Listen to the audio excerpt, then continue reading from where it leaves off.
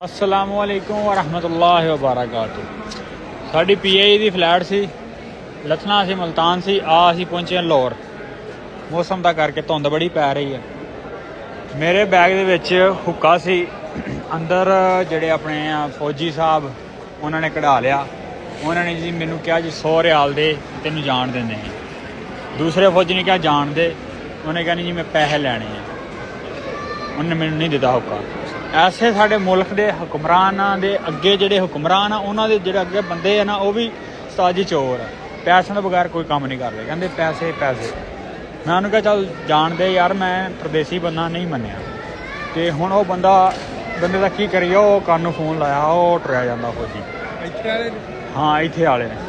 ਕਹਿੰਦਾ 100 ਰਿਆਲ ਦੇ ਤੇਰਾ ਹੁੱਕਾ ਜਾਣਦਾ। ਮੈਂ ਕਿਹਾ 80 ਦਾ ਹੁੱਕਾ ਆਇਆ, 100 ਤੈਨੂੰ ਦੇ ਦਿਆਂ। ਉਹਨੇ ਮੇਰਾ ਹੁੱਕਾ ਨਹੀਂ ਦਿੱਤਾ।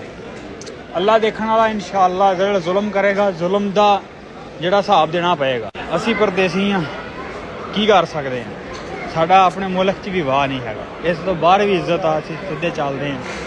ਅਤੇ ਅੱਜ ਬੜਾ ਦੁੱਖ ਲੱਗਾ ਮੈਨੂੰ। ਸਮਾਨ ਲੈ ਕੇ ਆਉਂਦੇ ਆ ਅਤੇ ਉਹਨਾਂ ਦੇ ਖਿਲਾ ਕੇ ਉਹਨਾਂ ਨੂੰ ਕਹਿੰਦੇ ਪੈਸੇ ਦਿਓ, ਆਹ ਚੀਜ਼ ਦਿਓ, ਆਹ ਚੀਜ਼ ਦਿਓ। ਅੱਲਾ ਦੀ ਕਸਮੇ, ਅੱਲਾ ਜਾਨਣਾ, ਅੱਲਾ ਇਨਸ਼ਾਅੱਲਾ ਇਨਸਾਫ ਲਿਆਏਗਾ ਸਾਡੇ ਮੁਲਕ 'ਚ ਵੀ ਕਿਸੇ ਨਾ ਕਿਸੇ ਦਿਨ ਇੱਕ ਦਿਨ ਜ਼ਰੂਰ।